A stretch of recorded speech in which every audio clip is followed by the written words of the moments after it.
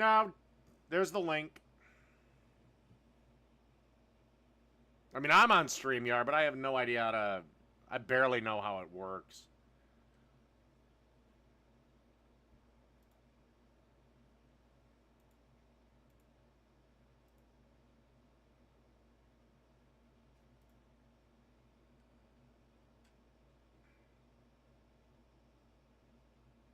Should be able to. Works all the time before.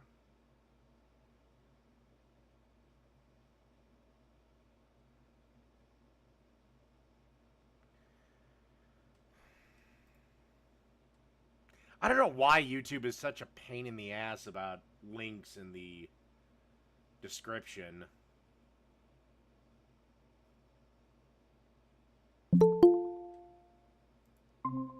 Hello, Owen. Long time. Can you hear me? Yeah, I can hear you. Awesome. Hi, how are you, Dave? All right? Oh, fine and dandy. Been a long time. Yeah, it's been a while though. It's been quite a good. I think what 8 years, 7 years perhaps. I have no idea.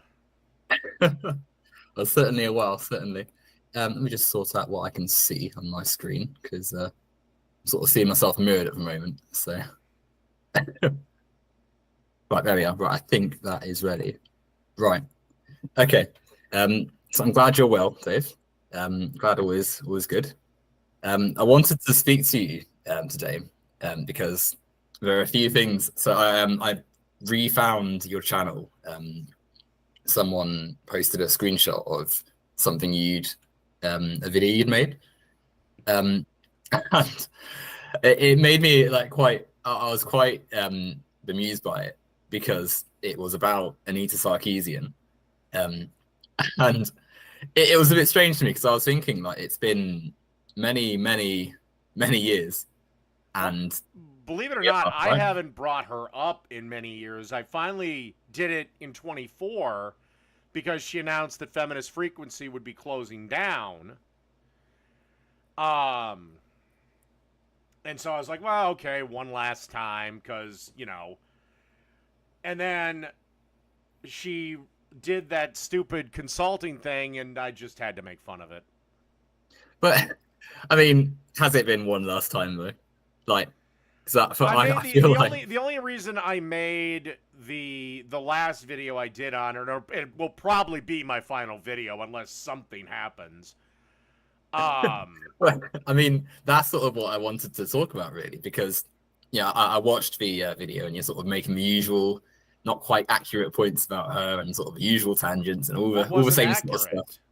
And then at the end, you said, "Oh well, it's going to be your last video unless she does one more thing," and that's why I sort of feel like obsession is the right word to describe it, because it's almost like every single little thing that happens gets like fixated on and fuels your decisions and your ideas about her. Well, like I said, I haven't brought her up in ever. I didn't even bother to cover her podcast, which is what she's been doing for the past, I don't know how many years. So, no, unless she launches a new video series or there's direct proof that she wrecks a game, I have no reason to talk about her. Again, like I said, that's not... Go on my channel, look through my videos, and I think you'll only... You know what? I'll do it for you. This channel was started in 2017. And, like I said, I could be putting my foot in my mouth. I'll be as honest as I can. I mean, just this week, you've got Anita Sarkeesian is back, and if you hire... just these last 2 weeks, sorry. Anita Sarkeesian's back. If you hire Anita Sarkeesian, you hire a legal con artist. Like, just the last 2 weeks. Yeah, okay, so I've had this channel from 2017. I have 10 videos on her. If I hire her new website, this was a live stream, so she was just one part of it. This was the one last time, and this was made over a year ago. That's just videos with her name in the title of it. That doesn't even include all the times you've put one of her videos on your streams, or the passing comments, or the dozens of... Well, because that's what I mean. Like, it always comes up. I've already covered everything that woman has done of note. Most of it was lost when War Corp 666 was taken down, and I felt no need to rehack it. But that's I mean, not, I that's could not if you even wanted really to true. pay me. That's not really true, though, is it? Because it's still, yeah, she still sort of centers on a lot of your topics. You bring her up all the time. There's always passing I bring comments. Cenk Uygur up all the time. Am I obsessed with him? Well, in some ways, yes, because they also feature they quite make videos prominently in the every day streams. that need to be corrected. So Need to be. But on the topic of Anita, like, I think there's an extra layer to it, because if you think about the sort of things you say about her and how that's also okay, then fueled, why am I not covering her podcast every week? You don't need to just focus on one thing. Covered anything she's done for years. That isn't true, though, because you still bring her up as like a centerpiece, like a main part of your whole sort of mindset.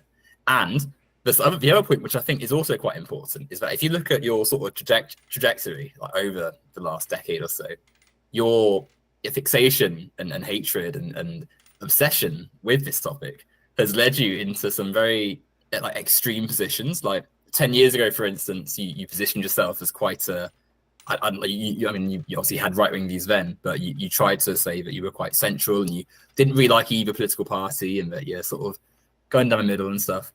And now you look at your stuff and you're very firmly on the right. I've maintained the same. The left has moved farther left. I mean, that's not quite true, is it? Because you've got lots of pro-Trump stuff quite openly. And I like Trump. Well, there you go. That's what I mean. But here's the thing. If I liked Kamala, I'd be just as gung-ho for her. If the Democrats were to put up a good candidate, I'd be on board. If it was RFK Jr. versus Trump, I don't know who I'd be picking.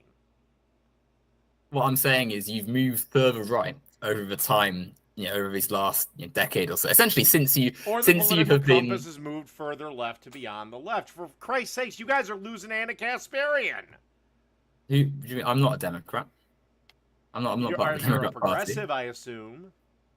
I'm left wing, absolutely. But what the point is that because you have become quite fixated on, like essentially since you became aware of Anita Sarkeesian and all the sort of the online reactionary movement towards like online feminism and stuff, you've drifted further and further and further right. And so the fixation that you have, it's quite I don't agree, but my opinion comes from the fact that, like I said, it comes up all the time. Literally, I've only sort of seen your channel again these last few weeks or so, and it's come up so many times. You can't help but make passing comments about it. The things you say aren't quite accurate, and then on top of all of that, you look at your social positions and like what you say just about life in general, and it's really backwards, awful stuff. Like it's warped your whole mindset, your whole view on things. Like, and even just like the stuff you were saying about Project 2025 the other day, and you're getting which is not Trump's platform. I mean, it is, isn't it? No, it's not. His is Agenda 47. you got to read between the lines a little bit here, Dave.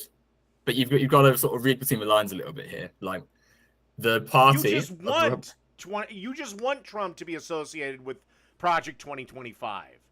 I don't want Project 2025 to happen. I don't want that to happen. Well, it wouldn't affect you anyway. You're over there in the UK. Well, it would, because things like climate change affect us all. America positions itself as quite a world power. Well, then go bitch at China and India, because they're coughing up, put together 6 times what the U.S. put up. Well, we can talk about it in a second, because that's an interesting point.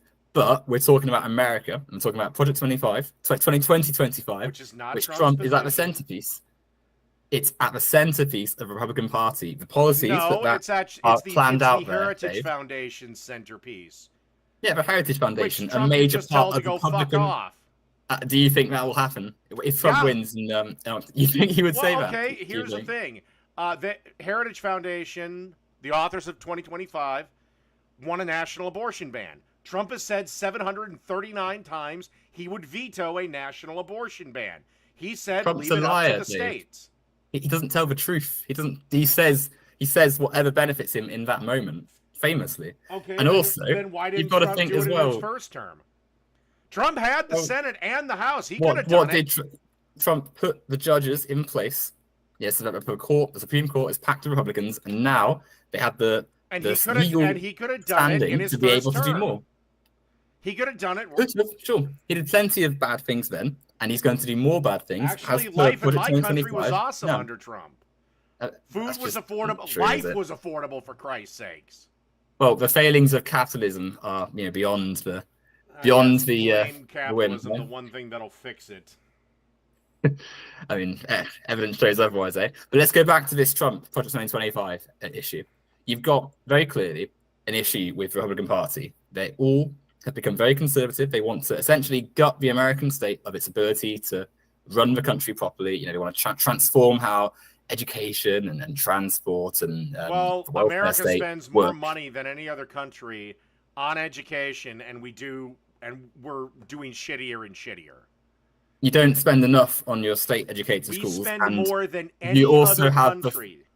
You have the third biggest population in the world, Dave. So of course you're going to spend. No, I'm talking per student. Yeah, you're a very rich country. You have lots of students. Of course, you're going to spend a lot of money. But however, again, government the way that money is spent siphons most of the money off. So, firstly, again, capitalism. Those with money, corporations, have a lot of spending power. This is where there's a lot of spending power, Dave. There's no socialism in America, Dave. There's no worker-owned elements of the American state. There are worker-owned companies. That's not education, though, is it? The fantastic efforts of state educators, teachers, and people involved in schools is undermined by the lack of funding they receive by the US government. Now, because that funding could be there's tons of money, tons of resources to spend, but the way that money is used in your country is primarily corporate. It's very, very driven by capital, by capitalists. Corporations do not want money going to education for poor people, for the working class, because ultimately that is money that isn't going towards them. The more you distribute and spread and share out resources, the less power they have. So it's in the interest of billionaires and these mega corporations to only allow the majority of resources to go to a select few. Hence the lack of class mobility. Hence the disparate state between the wealthiest all the time. The wealthiest individuals, sure, but generally speaking, no. Then why have the following massive mega corporations are now less than nothing? I'll give you some examples: Sears, Kmart, Craftsman,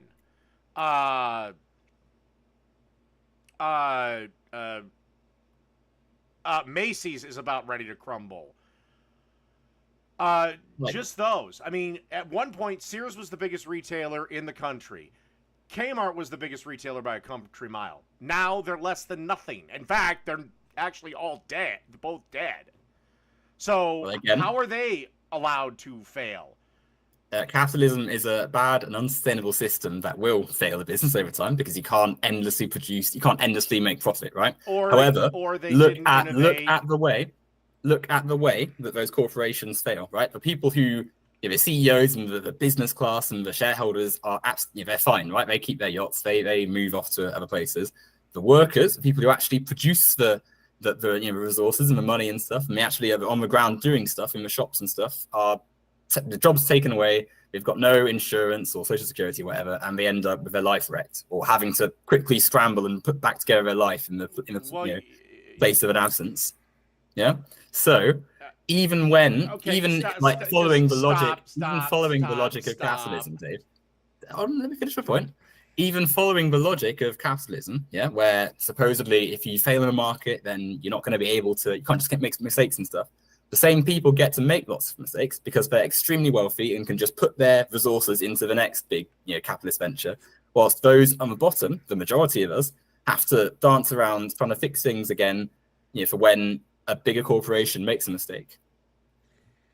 Okay, I have no idea what world you're living in, but it's not reality. First off, your Social Security is guaranteed by the government. You don't lose it because your company goes belly up. You also don't lose your pension. Unfortunately, you might have to take a reduced amount, which is why if you can opt out of a pension, I greatly advise it. Are those two things enough to live on, though, Dave? Like, if you, like, let's say you lose your regular working hours, are you going to be fine with what's left, like coming into your Like, what age am I when this happens? Because like right now, like for the average person, the average working person. Right now, I would find another job. They're not that hard to and find. Is that easy to do? Finding jobs? Everyone is hiring. Are you sure that's quite as easy as you're making out there? For you to just uproot your life and switch job like that, and have no financial The current job I have right now, I literally got, after filling out the application, I had an offer within 90 minutes. And that includes the 60-minute interview. And is that true for the majority of Americans, do you think, working in... I mean, you're talking about the massive corporations you're thinking America of, right? is a huge place, so I don't know every single area's working thing, but if they're this desperate in Minnesota, I'm willing to gamble that the rest of the country has help wanted signs all over. Because right now, at least in my country, we're entering the great retirement. There are more people leaving the workforce than are entering. Right. And so here lies one of the major problems. Hold up. Yeah? And this is where capitalism works out great for workers. When there's fewer of them and they can just go somewhere else for more money, your employer has to pay you more and more if they want to keep you. Is that what happens, though? Is that what happens? Yes. Unfortunately, it's not. Paying people more money isn't the be-all and end-all when the cost of living, the cost of being able to afford a place, of food, of healthcare is astronomical, as we see with the astronomical cost of actually just being able to live in a place. Rent an apartment. That was due to the massive printing of funny money. 2, artificially increasing the minimum wage to a ridiculous level. 3, new property taxes and all that crap. So that's not. That's not quite right, is it? Because without, unfortunately, as capitalists have shown many times, the interest of the majority of people is not the interest of the capitalist class, the wealthiest in society. Everyone is the capitalist class. Everyone. The capitalists are those who are able to own means of production, so resources, land, and energy sources, etc. It can't. Could you buy the means to own your proper land to make a business, Dave? Could I own the means? Wait, so I buy some land, I build a factory, and yada yada yada. Yeah, could you do that and make it a profitable business? Get a business loan. Yeah, getting a business. Yeah, that would probably be within my parameters. A business loan for a business that's going to actually be functional and not like a, I don't know, selling a few things on eBay. I mean, like a business, like owning a plot of land, a factory. You said business. People open businesses all the time in America. And then what happens to them? Lots of them are not sustainable. Lots of them are not very. Lots of them, yes, you're right, do go out of business within the first 3 years. But that's because running a business is extremely difficult. Yes, and a lot of people fail. The costs of them require a lot of money to go in. Starting off, right? You need money to make money, and because most people don't have the sort of money you need, especially as the conditions get worse. Well, how do you know they run it incompetently? Well, I'll give you a great example. One of the highest rates of failure in any business, but they open up all the time, all over, are restaurants. Now, restaurants run on razor-thin profit margins, and unless you're offering something better than the 4 other people within probably a 2-mile radius of you offering relatively the same offerings, nobody's going to go to your place. How do you judge what's better in with food? Well, there's no objective way to say this meatloaf is better. But subjectively, if more people want to eat your meatloaf, you're going to make money. But that's not a proper measure, is it? But that's the problem. Let's take this example. If your food is mediocre, you're doomed. Who rates what's mediocre, though, Dave? Like customers going into your establishment. Okay, but what makes one, because unless the chef is like, I don't know, putting rat poison into the meatloaf, who's to say really which one's better? The things to look at here are actually the factors around it, the place of the business, the resources put into the business, the ability of their staff to be able to hire people, and all of those things are linked quite massively to the conditions around them. Yes, we're getting business specific or industry specific, but if you have the best food in town, you can have a crap location, you could be inconvenient to get to, you could have shit decor from the 50s that you haven't updated, people will still come. Well, that's not who's to say what's the best. At the end of the day, is whose food tastes best. But it's not. Money is massively important. If you've got, let's say you're like a multinational corporation, if you put money into a chain, you've got significantly more spending power than some local business. You can buy up land, you can undercut, you can offer more money to I get what you're saying, but here's the thing. Right now, due to that minimum wage thing we were talking about, McDonald's has gotten ridiculously expensive, like on par with just ordering pizza. Or there's a going to Red Robin. From McDonald's is under boycott from Palestine, so that would be one of the other contributing factors. But raising the minimum wage has been a massive success for basically anywhere, because it allows people to live and not starve. Then why is one major potato producer and a company that turns potatoes into things like French fries about ready to go belly up because nobody's eating at fast food anymore because it's too expensive, because workers are getting paid way too much for that job? Well, growing any food is quite difficult, or increasingly difficult, because of the climate crisis, Dave. The sustainability of being able to actually produce food en masse is very tricky. Nobody's having a problem growing potatoes. They're having problems selling the French fries made from said potato. Nobody's buying food because nobody's has going risen in price, to Dave. The restaurant. It's not to do with the restaurant. Food is rising in price because of the poor conditions of the environment the world over. Capitalists in control of these food supposed to do with their food if no one comes for 2 days? I want you to look beyond. Dave, look beyond the restaurant. Look beyond just that one restaurant. Look at the wider social factors. Food rises in cost because it's harder to grow it. The capitalists, rather than take on the loss of profits themselves, put that cost onto the consumers. The person, the retailer they're selling it to, along that chain of capitalists, they all put a price at themselves. No one wants to lose any of their profits. The cost goes on to smaller local businesses and the consumers like ourselves.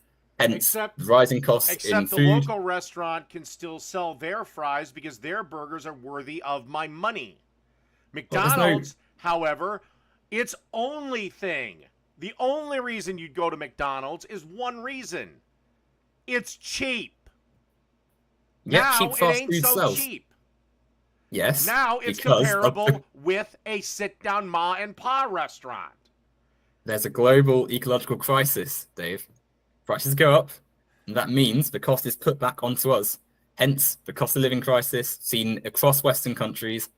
Hence the crisis in capitalism, where ultimately many people are finding it unlivable. Hence the situation that we said earlier, where if someone loses their job, it's quite a big thing. It's quite a catastrophe. Never been a catastrophe in my life. Well, then you're very lucky, Dave. I'm very glad it's not happened to you. But for millions of people who live paycheck to paycheck, you can't afford an emergency of more than a few $100, £300 in my country. It's a big deal. And so that is the sort of root of what we're saying. Does the government not offer unemployment insurance? Unemployment, unemployment wages, yes, and they're minimal. They are not enough to live on. They are constantly targeted and cut. Exactly, Dave. And with the rising cost of things, it's hard to live on. But they should suck, so it motivates you to get a job. But it doesn't motivate. People look for jobs all the time. It's very tricky to do. And also, motivated people need to have food and need to. Unless motivated people need to be able to live. if you want efficient, that's another problem with capitalism. If you want people to work better and be more efficient, look after their needs. Give them a house, give them food, give them all that stuff. That's mandatory, not your employer's so that it survives. responsibility. That's your It's responsibility. society's responsibility. No, it's not. It A is functioning you and society, you alone. A functioning society looks after its people. That's how we evolved. I worry about my problems. I don't give a fuck about my neighbor's problems. That's nor should I be required to worry about their problems. Nor should they be required to worry about mine. We don't live in a community. That's an indictment. We do. No, we don't. Firstly, it's an indictment on yourself, I think, more than anything. But I don't actually think that's true. I think if you were to come across someone in need, I think you would help them. I think part of this is the sort of the character you've cultivated, almost like where you have to sort of play it. I mean, even your name, Lord of Patriarchy, right? You play it to a character a little bit. But I think in person, if in real life something like this, like you knew someone or you saw someone in strife, you'd help them. Because part of our human nature is emotion. We're emotional creatures. We're social animals. And so inside us, there is something that does react, with warmth and generosity to each other. I wanted to draw back to going back into our evolutionary history. Part of the reason Homo sapiens became top predators on the planet is because we worked together, because we, in our early human societies, were able to look beyond the immediate interest, the immediate animal instincts. Yeah, but here's the thing. Human. The cave dwellers might have been social with their other cave dwellers of said cave, but if another group of cave dwellers was over the hill, let's say, they had no problem killing them. Initially, I'm sure in like 500,000 BC. However, eventually, as we evolved beyond that, we formed civilization. We trade. We work together. Really? Yes. Because it seems humans are still incapable of living in peace with their neighbors. What did you say, sorry? It seems humans are still incapable of living with their neighbors. Well, again, we have some major wars going on right now. Yep, the product of capitalism, the product of hierarchies and right-wing systems. Yes. However, capitalism is about 250 years old, and war has been with us since the dawn of capitalism time. Evolved. It evolved from feudalism, it evolved from monarchies, it evolved from the power structures that existed at the time. Wealthy people wanted to make money. Yeah, obviously you had your Adam Smiths who wrote all their ideas and stuff, but from the very start, it's a product of empire and colonialism and all the sort of powers that existed at the time. However, the initial point there was that society has progressed and become livable and become largely a good place in many ways because of the cooperation of people, the efforts of worker movements, the understanding that our lives matter and that we are valuable as human life and as a community. And you can look throughout history, all the times that people cosmically speaking, our lives don't. Let's be clear. Great, but then if we think like that, why do anything, right? Why even exist? We exist now, we live now, so let's have a society that lets us live our lives and lets us, enjoy things, right? Because ultimately, you know what my view of that is? What's your view of that? Your time on this earth is so you conquer as much as you possibly can for yourself. But do you actually believe that? And you amass as much wealth for yourself. I'm playing the game to win. But win what? Like, what do you get at the end of it? Like a pile of money. What's that going to do once you die? Shit. Shit. Russian hookers. But why? Ultimately, you could have many enjoyable things and also indulge in the community and have connections. Like when you're playing, when you do your gaming live streams, that's not doing anything, right? But you do it because you enjoy it, because there's a joy to sharing things like sport and media and stuff. The money that gets donated. No, but it's more than that, because there are lots of things you could do, but you choose to play like baseball and Mortal Kombat and I don't know, like Assassin's Creed and stuff. Like you play games that you enjoy because enjoyment is part of human life. We enjoy things. But part of me in the back of my mind is justifying this as not a complete waste of time. Well, of course, because the monetization is on. I mean, I'll be completely clear with you. It is impossible for me almost these days for me to sit there and watch a movie, let's say. Because in the back of my mind, there's a voice that's saying, you should be doing something. You have videos to edit. You have this to do. You have that to do. You're wasting time. That, for one, it's the capitalist grind, right? We have to be constantly thinking about money because if we don't, we lose our livelihood. I just enjoy working. I just No, enjoy but working and making money. okay, I enjoy being busy as well, but at the same time, I know that if I'm not putting money into my bank account, then all of a sudden bills can't be paid and I'm end up on the streets, right? The capitalist life around us, unless we're super wealthy, is always keeping us on our toes. That has had an influence in how you've thought about monetization and stuff. But beyond that, because there are lots of things you could do, we could be doing something else if we wanted to make more money, but we also think about enjoyment because that is part of our lives. And so part of that also is social connection. Being around people and connecting to people in our own ways, of course, but being connected to people is part of our lives. Even just, when you walk down the street and you see someone you recognize and just like a greeting, like a hello, that's an important part of our lives because we're social animals. And so we need a system that reflects that. And it isn't just about conquering people and needlessly creating divisions when all throughout history, working together has been what's made us go forward. And I think that is at the core of what one of our societal problems is, because too many people believe that, well, I say too many people, because enough people believe that capitalism is the be all and end of it, just making money and getting one over someone else is the extent of our society, that we're sort of just stuck in a perpetual cycle of warfare, like you said, right? Because wars don't have to happen. All right. I will say capitalism is not the be all end all of everything. Yeah. But capitalism is the only reason we have the wonderful, resplendent life that we have now, where, leisure time is a thing. That's almost the exact opposite of what it is. Workers produce, capitalists and workers work about 40 hours a week, leaving you roughly well over 100 hours to do whatever the hell you want. Yeah, a lot of that time is spent sleeping because you sleep 8 hours a day. That's 56 hours a week. You work. Hold on, let me pull up my calculator. Okay, there's 24 hours in a day times 7 days. That's 168 hours. Minus 40 for that. Minus 56 for sleeping. You have 72 hours where you're not doing shit. Okay, let's take 7 hours away. Actually, I'll take 10 hours away for well, hold on a second, right? Okay, so if we break this down mathematically, what are we saying? 24 times 7. Yeah.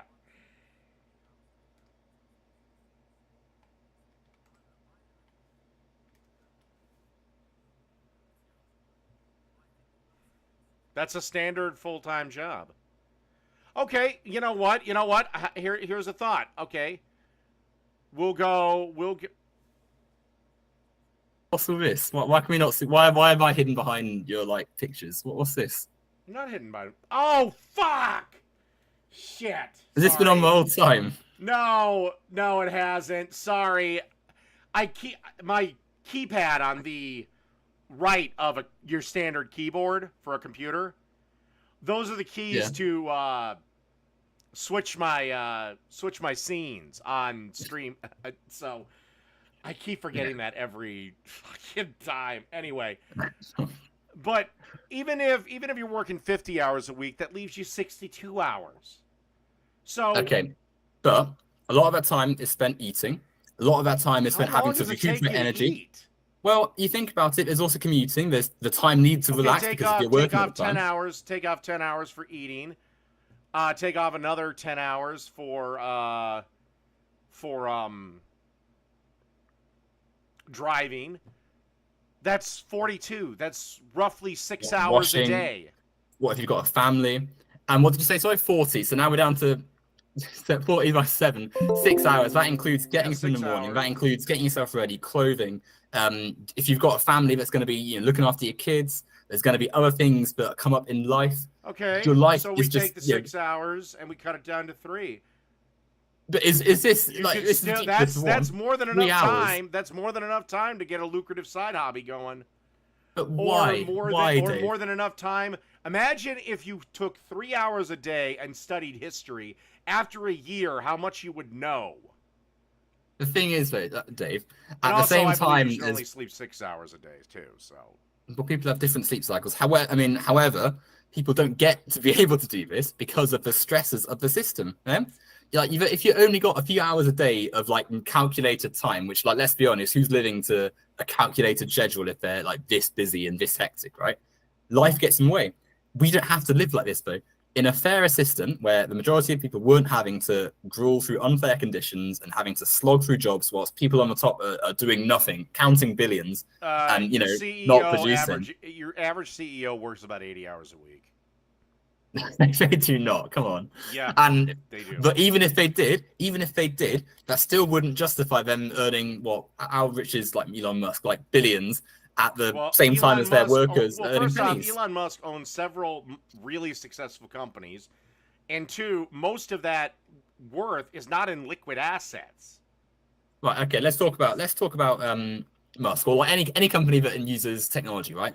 Where does the material for that technology come from? It's a pop quiz question. Where does it come from?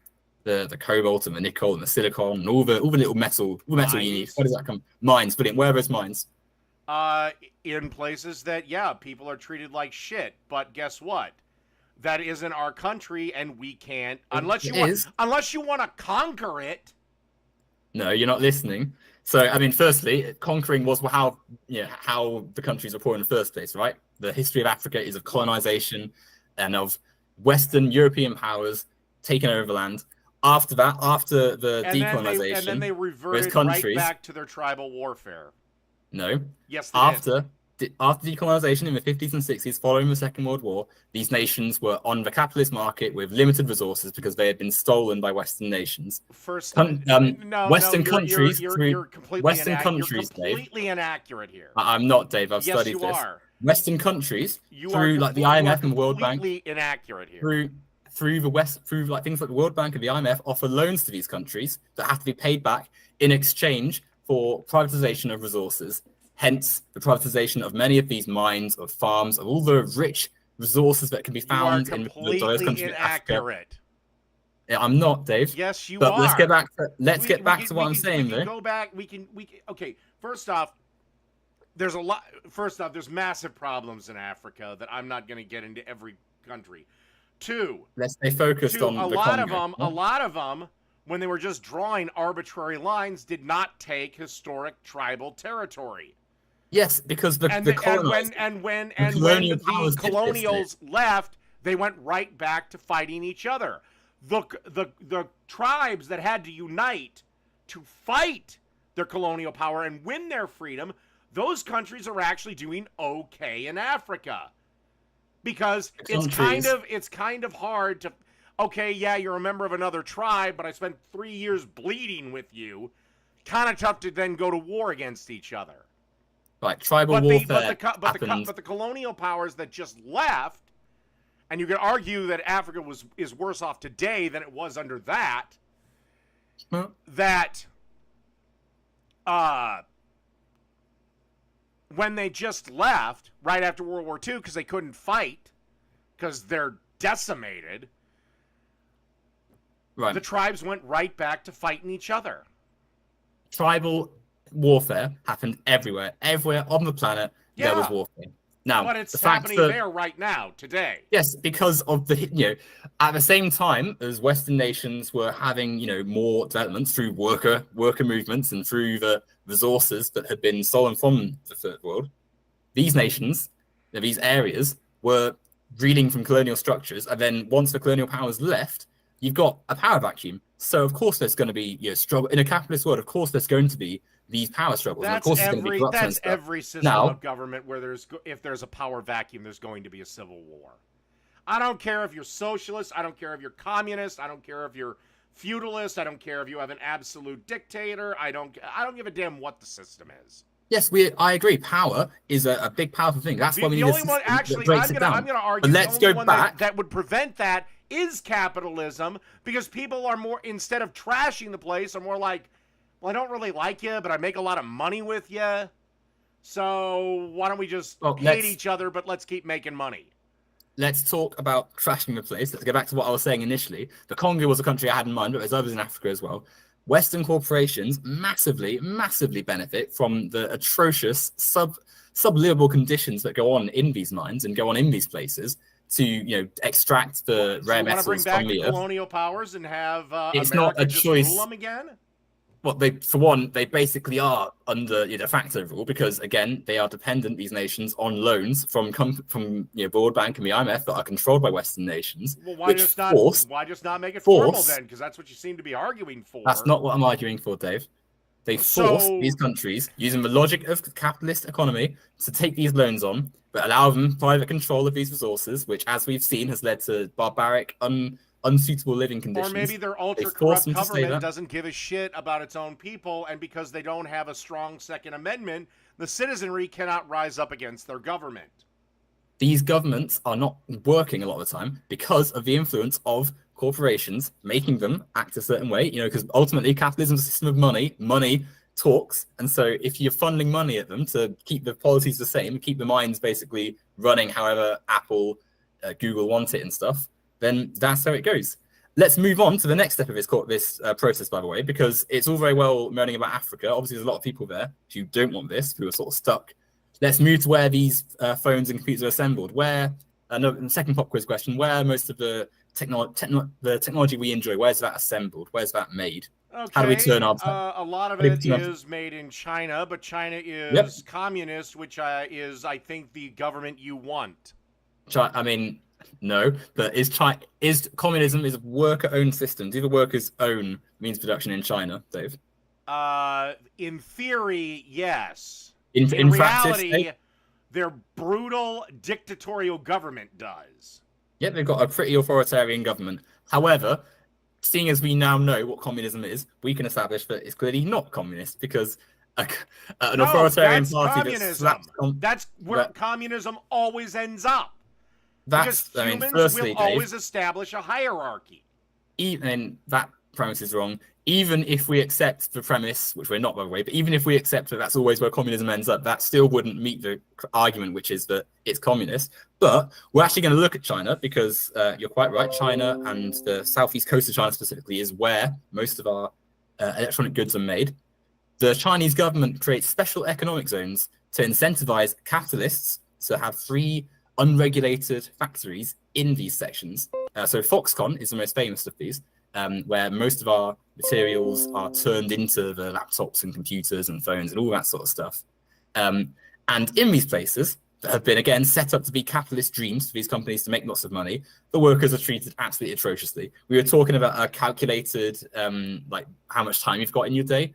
Forget any of that in these places because they live on site. They get about half an hour for lunch and maybe like an hour of recreation at the end of the day where you're exhausted because you spent 10 hours on a factory assembly line putting together phones. They basically have like private militias running the place. They're not allowed to strike. They're not allowed any real freedom of expression. Seems like a problem with the government. Maybe they should. Seems like capitalism. And again, China would not be able to do this to its citizens if they had a Second Amendment and they were armed. What does that have to do with the point? How about this? How about this? We go with Donald Trump's idea. Bring back tariffs and force companies to manufacture shit here. It'd be a disaster, as you know, Dave. So it's a disaster if we do it over there. It's a disaster if Trump forces them to do it here. Make up your mind. Yeah, or you just not want phones manufactured, Dave, which you probably can't live without. You're quite right. There are many unfair things happening with the way our economy works because the economic model we have is bad. Fundamentally, as has been pointed out for many, many generations, there is something fundamentally wrong. Communist. North Korea. It's not a communist country, Dave. Everyone is shittier, worse off, and poorer. Venezuela used to be one of the richest countries on the planet. Then they adopted Bernie Sanders-style socialism, and now the whole country is a shithole. Not quite the truth, Dave. Again, no, that is quite the truth. However, Dave, but in the places you were just talking about, in China, where there's those bad conditions, they're literally called special economic zones. Literally, that's the exact term they're used to be called them because the special quality of it is capitalism. They put in, neoliberal, right-wing policies. Tariff, and we force companies to move factories to America. That would not be a good thing for your economy or people who live in your country. Workers have protections here. Well, the Republican Party you're worried about the fucking workers. Destroyed. You're worried about the fucking workers. Yeah, I am. Yeah. So why I'm not worried. move it to America where workers are treated far better? Well, okay, It so would several solve things then. the mythical unemployment problem. Tariffs, Dave, are dreadful for any country in a world where production is global. You rely on the workers of the world to produce our goods. The issue is not that the world produces things as a global community; it's how that global community is managed. The capitalist management of the community is bad. But let's. You want the workers in China to be exploited then. That's Like, not what I said. or are you advocating for everyone to just give up their cell phone? That's also not what I said. What I want is for ethical production, which means worker control and democratic workspaces across the world. Oh That God, means, democratic workspaces would be a disaster. well, Nothing I would get don't done. think if you ask the people in the Congo right now who are basically working in a slave mine, basically is the condition they're working in, I think they'd quite like some democracy. Or people in China on the assembly line, or let's go to America for a second, workers in America, because you're quite right. The Western world enjoys, thanks to the worker movements of the past, thanks to left-wing organization, worker protections. However, Republicans have absolutely targeted, and any right-wing party in any country actually, any right-wing organization has targeted these protections. Have a look at several states that have gutted many of their protections. Florida's quite a good example. Recently, they got rid of heat laws. So previously, workers had to have mandatory water breaks, because it gets very hot in Florida. That's now gone. Your employer can tell you out in the field or outside doing your job, and if you don't, then you're in breach of a contract. You're fired. That's a protection gone. Okay, Let's have so a get look. fired and get another job. That's not. You can't just do that, Dave. Yes, you can. I promise you, Dave. If people could just switch to a job that was like nice, they would. However, the way the I get capitalist economy offers from works, recruiters every goddamn day in my email asking me if I want to work for them. I'm very glad that's happening for you, Dave. However, that's not the reality of many working people in the country and the world. I'd love to know the people because I see L1 signs everywhere. Okay, fine. Pack your shit, come to Minnesota. You'll have a job within 12 hours. Like, is that a feasible option, Dave, for people in Florida? Like, okay, let's think about what's happening. Like, if you're the corporations that have encouraged the Republican administration in Florida to pass this draconian, awful bill, right? If the capitalist way of job searching worked how you thought it does, then it wouldn't work, right? Like if you gutted regulations, then it's like, of course, they've got to treat other workers effectively. However, they know they can pass these laws because the people who are the larger employers are massive corporations, and so they know they have a large share of job openings and can tell workers accept these crap conditions, otherwise good luck paying your bills, your rent, fuck you. Food, I'm gonna go find another job. But you're not listening, Dave. They can't. No, you're not listening to me. You're not listening to reality. Furthermore, some of the other things pushed by the left, like DEI, are now making sure that candidates that are absolutely unqualified are given the job because they happen to be black or a woman or what the fuck ever. What does this like? Not true for one, but secondly, what does this have to do? True. What does this have to do with what I said a minute ago? Like, why would the Florida, why does this bill get passed? Why did the Florida, legislature and stuff pass this bill saying or rather revoke previous regulation? Well, I don't know enough about the bill, and I'm sure I'm sure you're leaving a huge portion on the ground.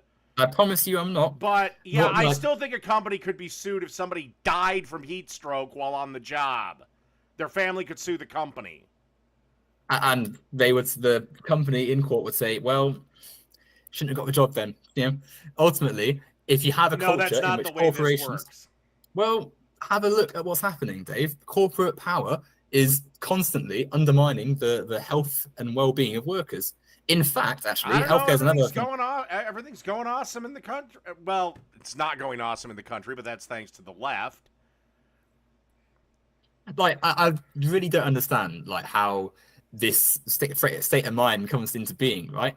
Like the working people, the working class, people just in society in general benefit from left-wing things like regulation, like protection of their rights. No, they don't. Generally these days, all regulations do is just get the fuck in the way and make everything 1,000 times more difficult. literally regulations stopped the terrible condition happening in Florida right now. Like, look, if you were working in that place in on one of those farms, say in Florida, right, and your boss says to you, right, you were out there for 6 hours today, and your water breaks at the end of the day, and you say, well, actually, it's like 40 degrees today, which again, climate change makes that a bit harder, going to get hotter even still. But you say it's ridiculously hot today. I need a break. I need to, pause this. And then the boss is like, oh, joke's on you. That's not a regulation anymore. You're going to be out in that field, otherwise you're fired. First off, we generally don't have people out in the field anymore. Well, you do. That brings us to the next point, the prison population. Prison. Wait. No. We're not moving on to prisons. We're going to stick right here for a minute. First off, we generally don't have people working in the fields anymore. Maybe some illegal migrants, but that's another can of worms. You want to talk about regulation? Okay.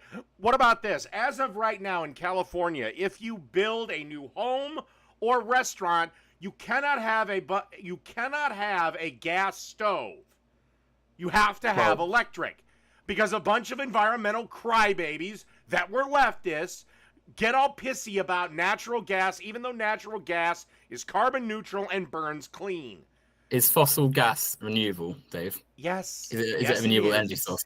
If I use up my if I use up my gas, where are you going to get the power? California's power grid anymore doesn't work because they won't build new coal plants and they won't build nuclear plants. They are relying on the deader than dog shit, doesn't work wind and solar technology. Wind and solar technology does work. However, not well enough. Power, well, you of course spread it out with other things. California has a massive coastline. There's a very nice example of one thing you can use. I agree that nuclear power is good. The reason nuclear power, by the way, does not have more advocacy is because capitalist lobbyists for the fossil fuel companies put billions into spreading propaganda. That's not the reason. It is. No, it is not the reason. In the 70s, after big disasters like Chernobyl, 70s, there was a massive push once again from the left to stop the construction of new nuclear power plants, and it was successful for I think decades. I agree that sometimes people on the left are a bit precautious about nuclear power because there are some risks. Obviously, it's quite bad when it goes wrong, and there were some quite famous high-profile disasters. However, the actual area that caused the damage and stopped it being built is the massive billions that were poured into anti-nuclear propaganda and like negative pieces in the media and stuff from right-wing fossil fuel companies that benefit directly. It was left-wing environmentalists. It wasn't. It was right-wing. You can see the money. You can see the money raised by lobbyists that actually actively fund the Republican Party, that are part of the Heritage Foundation, that literally write policies for governments to implement. Now, getting back to the point, which was about what was it about? It was about regulations. Regulations stop these companies from trashing the environment. They stop people from being more exploited. They stop things from just absolutely falling apart.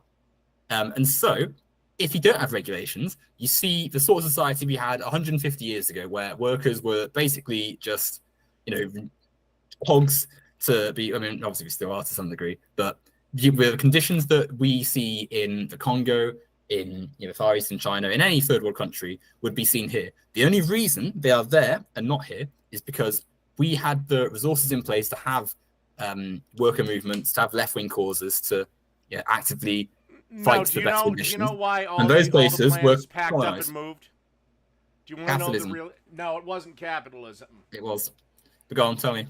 Okay, I'll say capitalism might have played a part of it, but it wasn't the whole reason. The biggest reason is the American people do not want to pay a nickel more for a product. Like, you have two pencils, right? One was made in America, the other's made in China. The one made in China was 50 cents less than the one made in America. Everyone bought the one made in China. Americans demand cheaper and cheaper products. That's why at least over here, if your toaster breaks, you don't even bother to attempt to fix it. You throw it in the trash, you get a new toaster. So you're describing a capitalist market, for one, which is sort of what I was saying. But also, do you think there's a bit of a thing there, isn't it? Like the fact that if it is genuinely cheaper to just trash an entire working product to get another product, there's something quite wrong with it. That's part of the reason we have such an ecological crisis on our hands, right? But it is. No, it's fine. Like, it's not fun. You throw away a whole toaster. What do you do if your toaster breaks? Well, before I just throw it away, I see if I can fix it, But the reason it's harder to how hard do you actually try? You just as it happens, I don't throw it away. I actually own a toaster at the moment, Dave. I don't eat much white bread or anything like that. Okay, your microwave. However, the fact that it's harder in a lot of places to just find someone locally to fix a machine or fix it yourself than it is to buy another one is part of the wastefulness built into the capitalist system. Because it's also because products have gotten cheaper per capita. Yeah, because there's been technological advancements. That doesn't change the so unfair it's cheaper things to buy a new one rather than system. to repair. Look at TVs. You're probably way too young to remember this, but there used to be these guys. They were called TV repairmen. But then TVs around, I'd say 2000-ish, and it really ramped up in the 2010s. TVs got to be dirt cheap, so instead of fixing the damn thing, you just threw it in the trash, you bought another TV. So the improvements that we've seen in technology could be a massive societal benefit. However, as we've already explored in this stream, the reason everything is better is capitalistic competition. The fact it took mass exploitation of workers across the world and like every step along the way, like shows you how that TV's come into production. We could have still had the good TVs and not had like enslaved workers in the Congo or like mafia basically ran factories in Southeast Asia, or the atrocious way retail workers are treated now. First off, retail workers are treated just fine. They're not. Come on. Yes, they are. They're fine. Anyway, now, I'm fortunate enough. You participated in it. You have a TV, I am assuming. I don't have a TV at the moment, actually. Oh, you don't have a TV. Okay. No. You have a computer, I know. I don't have a choice, Dave. Everyone has to participate. Just from being born, like you participate, right? But again, without capitalism, we don't have YouTube. We don't have computers. We don't have the internet. We don't have any way to have this polite conversation that we're having now. Right now, capitalism has made our lives immeasurably better. Through advancements, through innovation, through invention. The produce of workers. The product of workers. The product of workers. Workers that are in a voluntary job, they can leave any time. It's not voluntary. Yes, it is. I voluntarily right now work for my company. I could tomorrow Dave, call my boss, be like, I'm out. Okay, can the people who dug up the cobalt and nickel and silicon, all that stuff in the Congo, say the same thing? I probably not, but then again, I don't live in the Congo, and neither do you. So, let's be honest. We are both in the West. Let's be real here. And in reality, you don't actually care about the workers in the Congo because you're not. Are you going to get on a plane and go there and try to stop it? I'm one person, Dave. I want societal change. You could try to start a movement, or you could try to petition your government to tariff Apple until Apple builds the phones and fucking... Now, I can't really do anything about the mines because, well, we don't have a whole lot. Africa's mineral rich. We're not. Well, the U.S. is, but whatever. Okay, let's say that one day everyone, like, let's say everyone in this mind's like, no, we're not doing this now. We stop.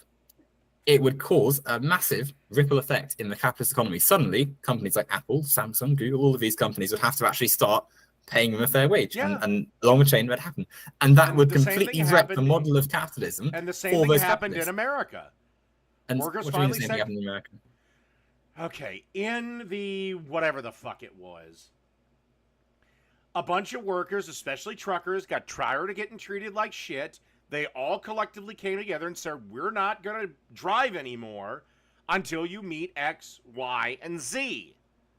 Like strikes and stuff? Yes. This is when unions were needed. Yeah. Then, after they won victory after victory after victory, the union decided to get all corrupt, and people started getting lazier and lazier and lazier. And then the union fell. So if we're talking about for the the massive most part. progression, talking about the massive progression of like labor protections and rights and stuff we saw in the but my 20th point century. is now at least in our country, this is the norm. Every industry is based around a 45 hour work week. There are exceptions because every industry is different. Hell, I'll even go so far as to say there are certain industries that still need unions. They're few and far between, but they still exist. Like, again, truckers I still think need a union because of the large amount of independent operators. But at the same point, it fulfilled its purpose. You know, we're not going back. Again, there's getting to be massive backlash about a need for a law that says your boss can't contact you when you're off the clock. Because in the age of cell phones, there are people that are kind of like me, and I work 24/7, but not everyone does that. People just want to there are a lot of people that just want to do their jobs, punch out, go home, and watch Netflix till they go to bed. And that's perfectly fine. You know? The fact that all the stuff you said, you're quite right. Society is better now than it was then.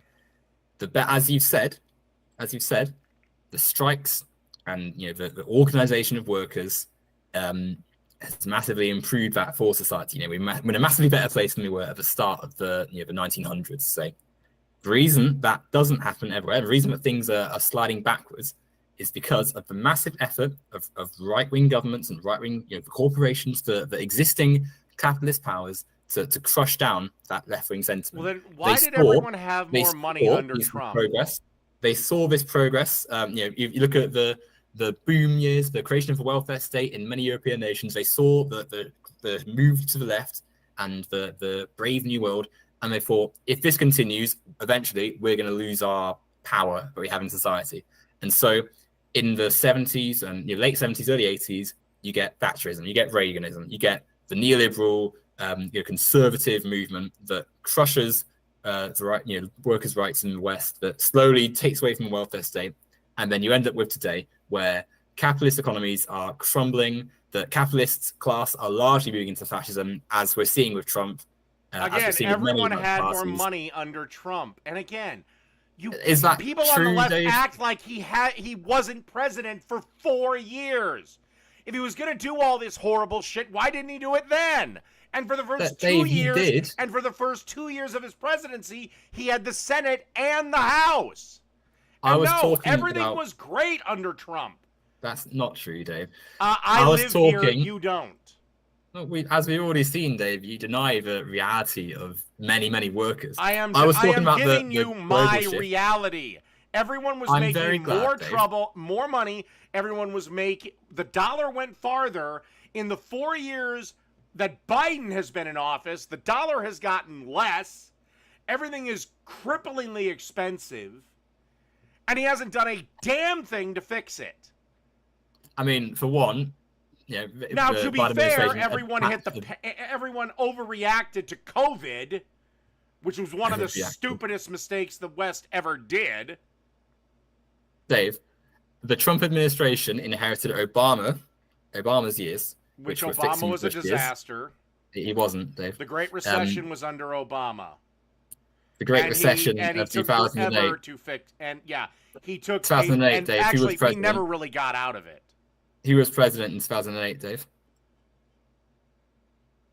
He was president right when the Great Recession happened. Recession was 2008. He was president. George Bush for a little bit. For most of the whole year. And Obama did nothing to fix it at all. We were mired in the shit for years. A global recession, one of many that happens in capitalism because it's a bad system which just eventually crashes. No, it was actually set up. It was set up by Bill Clinton.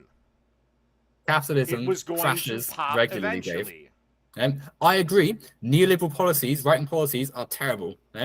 So every time that we have capitalist, strict systems in place, it crashes. We can see this every few years. I hate to cut the conversation short, but I budget these things for an hour.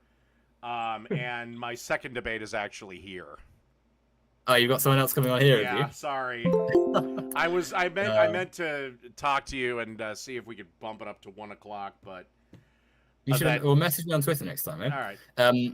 Where we'll have to continue this at some other point. Have you got like a like? You want to come on next week? Yeah, At I'm 1 happy to do part o'clock? 2 next week. 1 o'clock. So that'll be 7 my time. Okay, Yep. we'll do Okay. part 2 then. Yeah. All right. Right. You have a nice evening, then, Dave. Yeah, you Thanks too. everyone for listening. Yep. Bye. Okay, taxidermy is here.